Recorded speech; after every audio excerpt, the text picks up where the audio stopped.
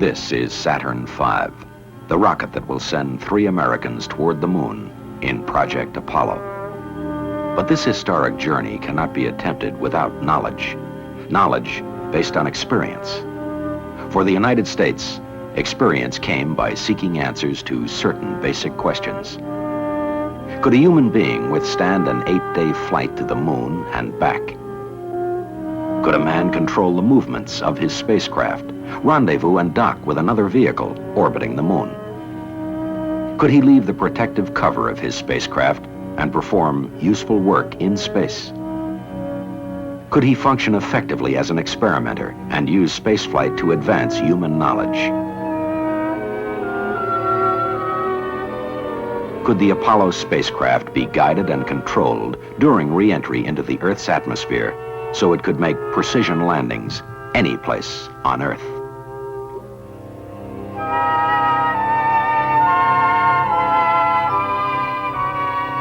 If the answer to any of these questions was no, it had to be known before 3 men travel 250,000 miles to the moon.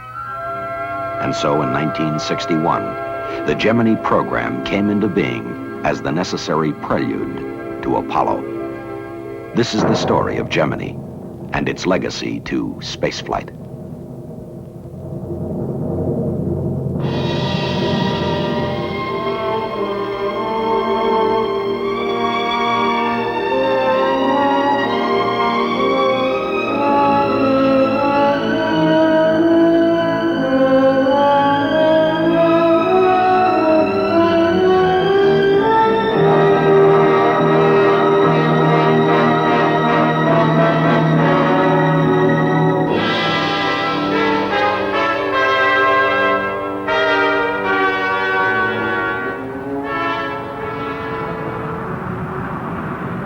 On Gemini, training began on Earth and in the atmosphere. This specially designed airplane was flown hundreds of times on parabolic sweeps into the sky to provide the Gemini astronauts with brief periods of weightlessness. Here, seconds at a time, the difficulties of living in space were rehearsed.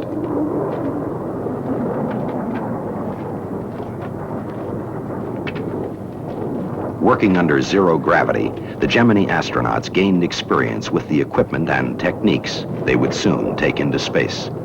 It took hours of training under these rigorous conditions to develop the confidence needed for operating in the space environment.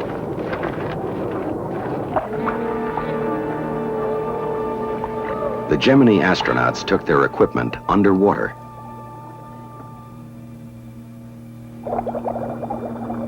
Balanced between sinking and rising, they learned to pace themselves as they performed tasks in a condition that simulated longer periods of weightlessness.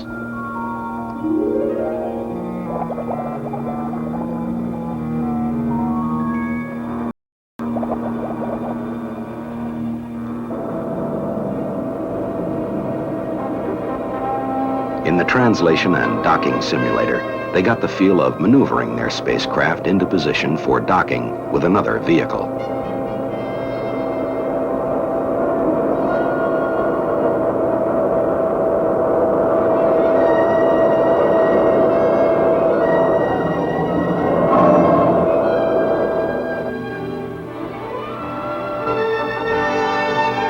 In the Gemini mission simulator, they flew entire missions without leaving the ground. Here, they learned to react quickly and correctly to problems fed to them through computers.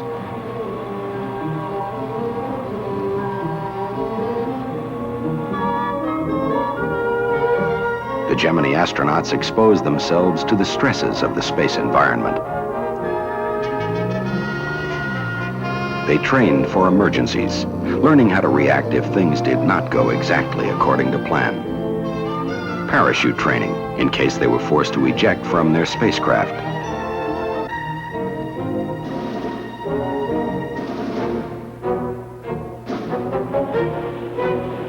Water survival for landings in the ocean.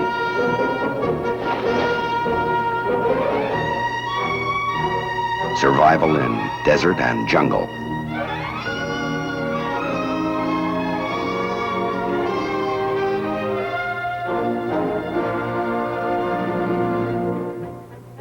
But ultimately, there was no substitute for being there. Gemini took the men and the tools and the problems into orbit.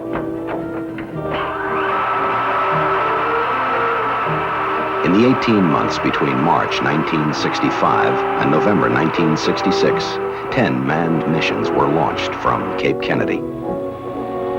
16 astronauts journeyed to their spacecraft on Launch Pad 19.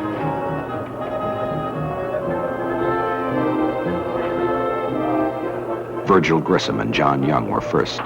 Then James McDivitt and Edward White, L. Gordon Cooper and Charles Conrad, Frank Borman and James Lovell, Walter Schirra, Thomas Stafford, Neil Armstrong, David Scott, Eugene Cernan and Michael Collins, Richard Gordon, Edwin Aldrin. 4 of the Gemini astronauts made the trip twice. Together, these men helped thrust the United States into a new era of exploration.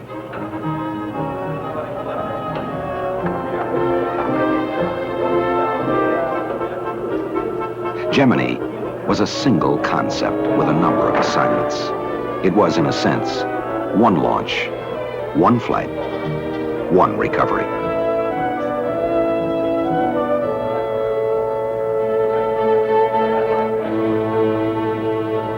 Stand by for 10-second countdown.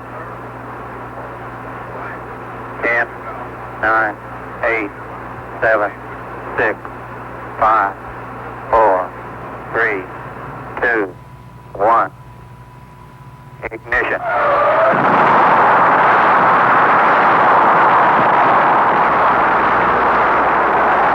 Liftoff.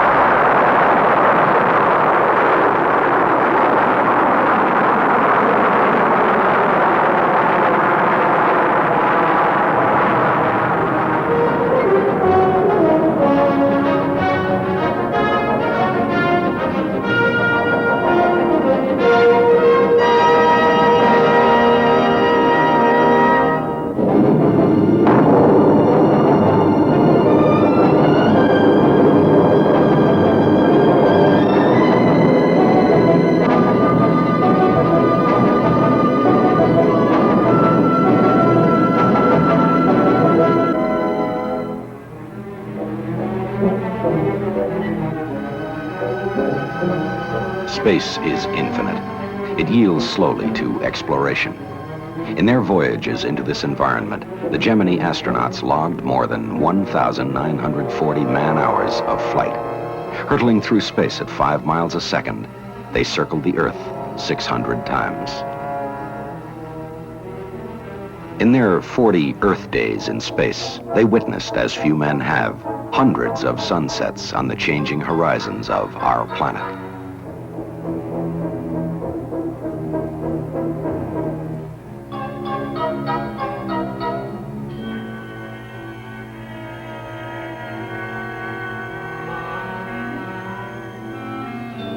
Sweeping over continents in a matter of minutes, they gained a new perspective of Earth.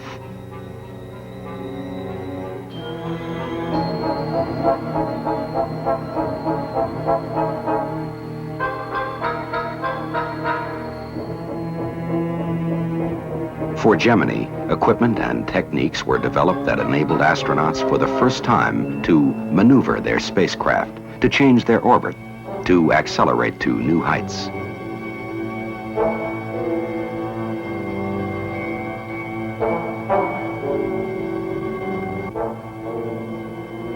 The first Gemini maneuvers were basic, flying formation with the spent second stage of the Titan II rocket.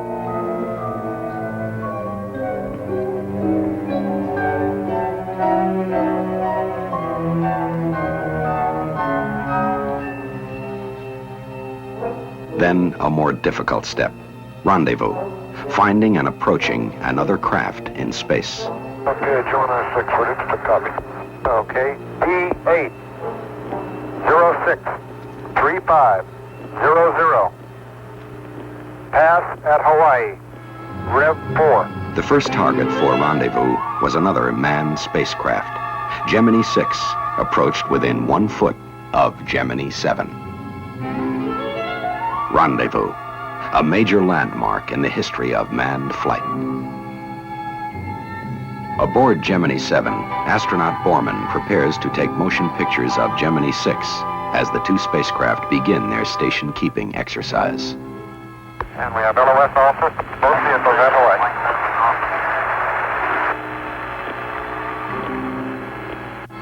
10 rendezvous were accomplished during the Gemini program.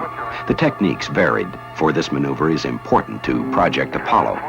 The lunar module, on returning from the surface of the moon, must rendezvous and dock with the command and service module. In Gemini, conditions of lunar orbit were simulated in Earth orbit, and confidence for Apollo grew.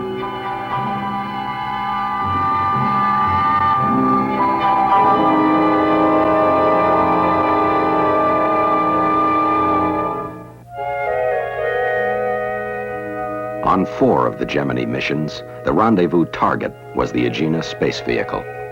During the program, the Gemini astronauts located and docked with the Agenas 9 times, developing experience and confidence in this important maneuver. This experience is vital to the lunar mission, for the Apollo astronauts will dock twice on their journey from the Earth to the moon and back.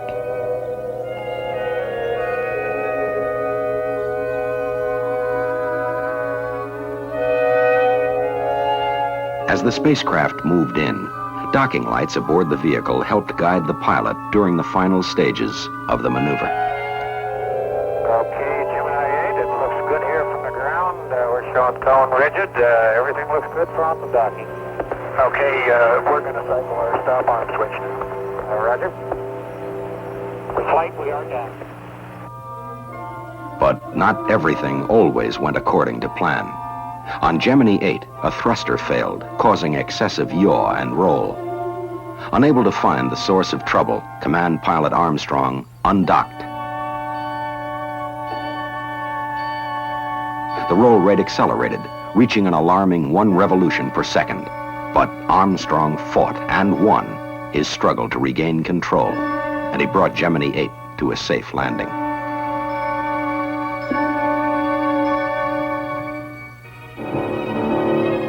On Gemini 9, when an Atlas rocket failed to place the Agena into orbit, a substitute docking target was launched. Trouble developed on the new target when its shroud failed to separate, leaving what the astronauts quickly named the Angry Alligator. Gemini 9, Hawaii. How are you? I've got a weird-looking machine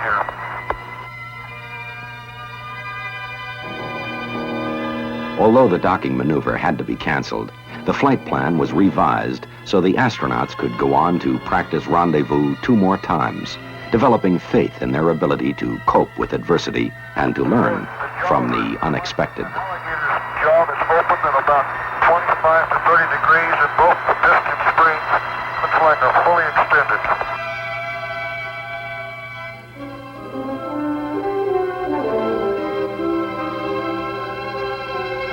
On 2 missions, the Gemini astronauts actually assembled a new spacecraft in orbit, the combined Agena and Gemini. After docking, they commanded the Agena to restart its own rocket engine.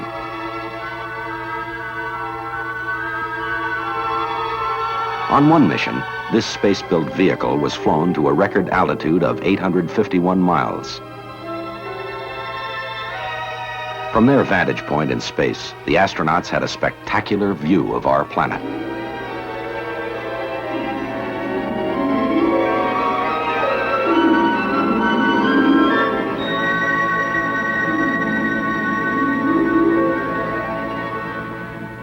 Although flight experience was the primary objective of Gemini, the program offered a unique space laboratory to science, medicine, and technology.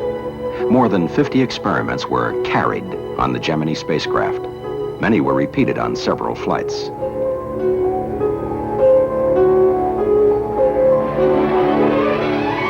One experiment was photography of the Earth.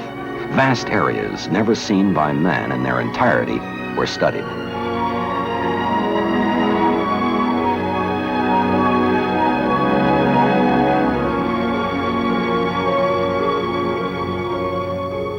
More than 2,000 photographs were taken from space during the Gemini program.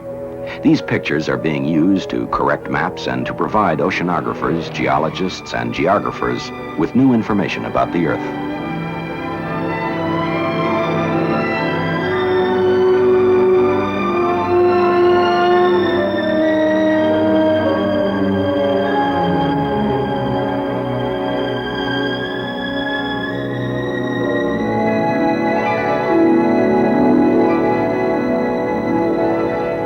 Gemini astronauts also used their cameras to photograph cloud patterns and other atmospheric phenomena.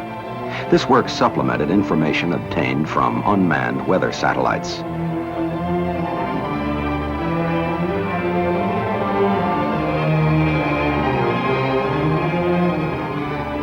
Hundreds of high-resolution photographs were made to provide new knowledge about the weather of the world.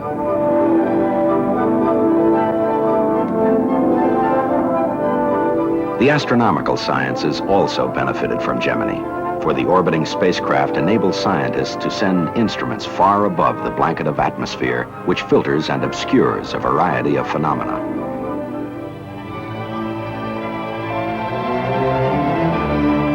On Gemini 12, an eclipse of the sun was photographed for the first time from space. The results of scientific research conducted on Gemini have been made available to the world, not only helping to advance man's knowledge, but promoting a greater measure of understanding among nations. 3 of the manned Gemini missions were flown to investigate the problems of long-duration spaceflight. Gemini 4 was a 4-day mission.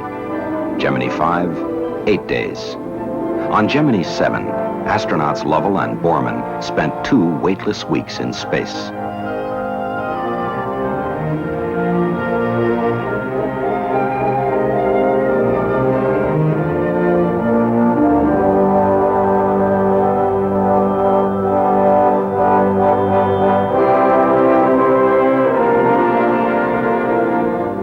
These flights confirmed the endurance of man and his new spacecraft systems. They showed that an astronaut can live in space longer than is required for a round trip to the moon, and thus paved the way for Project Apollo.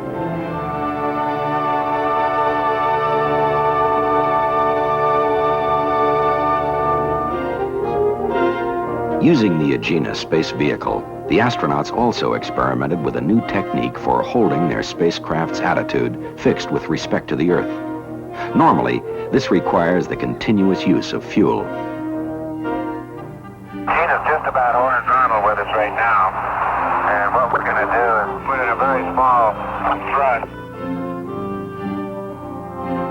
But on 2 missions, a Dacron tether was attached between the spacecraft and the Agena.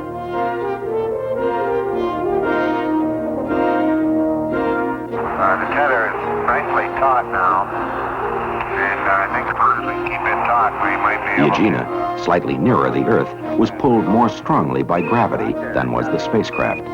This small difference was enough to stabilize the vehicles so they could maintain their position without use of fuel. This technique has important implications for future space missions.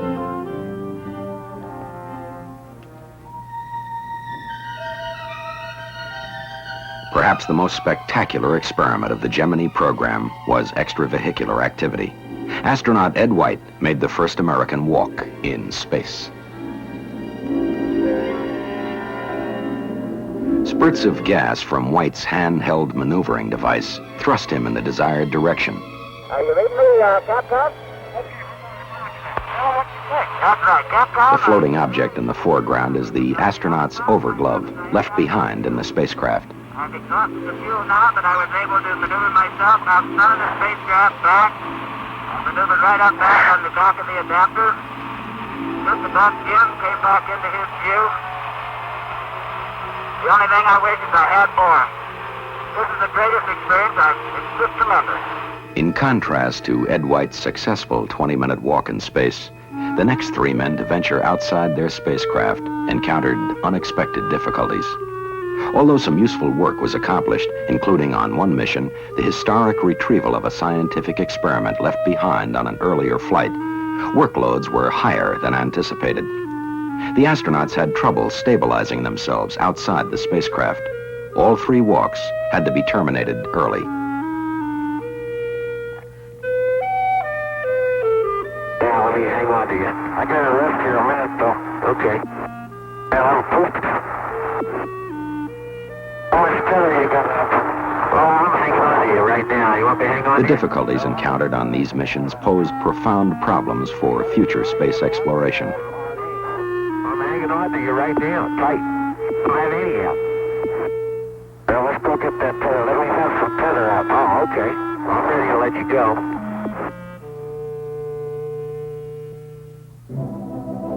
So another more careful and more tightly controlled test was prepared for Gemini 12, the last flight in the program.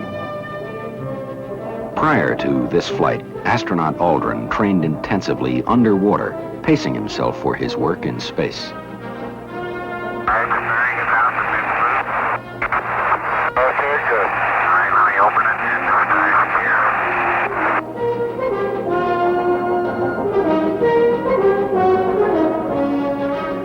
The tasks assigned to him were designed to compare the difficulty of working in a weightless environment with work under normal gravity.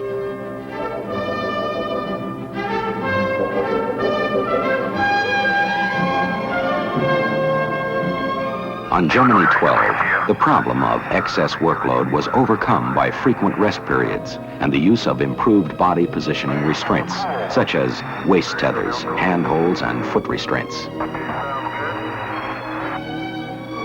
Sounds good. Extravehicular activity has important applications to the lunar mission. Apollo astronauts will leave their vehicle and install scientific equipment and collect samples on the surface of the moon. This requires experience working in pressure suits and performing tasks in the near vacuum of space.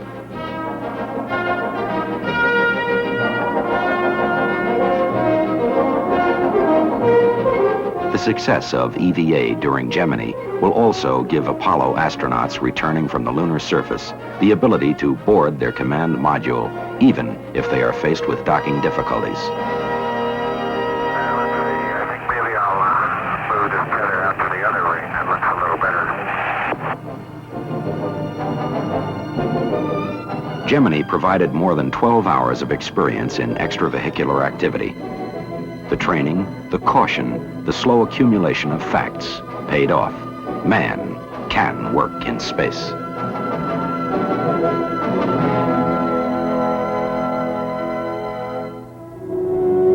On all Gemini missions, a major objective was to develop re-entry flight path and landing control, so the spacecraft could land at a specific place on Earth. This required the development of new techniques for guiding and controlling the re-entry of the spacecraft. This is the view from the spacecraft window as Gemini re-entered the Earth's atmosphere. Glowing particles boiled off the protective heat shield to leave an incandescent wake.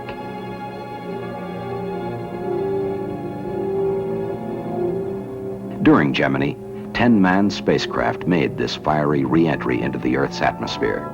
Gemini 12 was the last. Its re-entry in November 1966 climaxed a program which will really have no end. For Gemini is illuminating the future.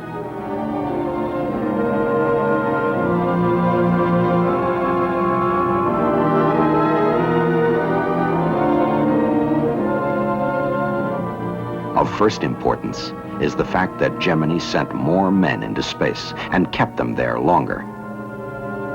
Gemini multiplied American manned spaceflight experience 37 times.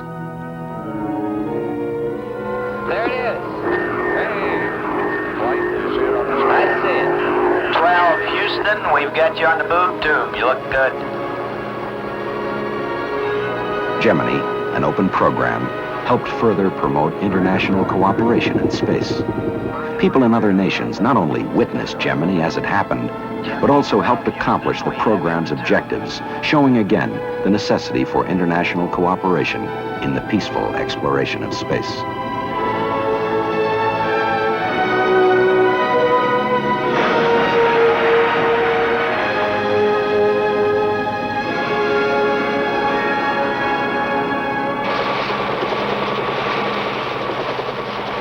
Gemini also leaves as its legacy a greatly expanded science and technology, proof that government, industry, and the scientific community can work together to translate man's boldest dreams into action.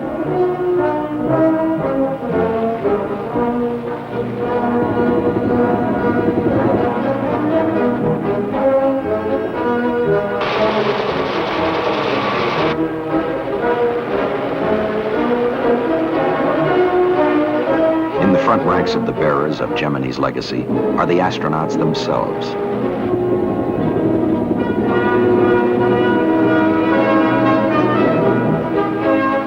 These veterans are now ready to face the challenge of Apollo.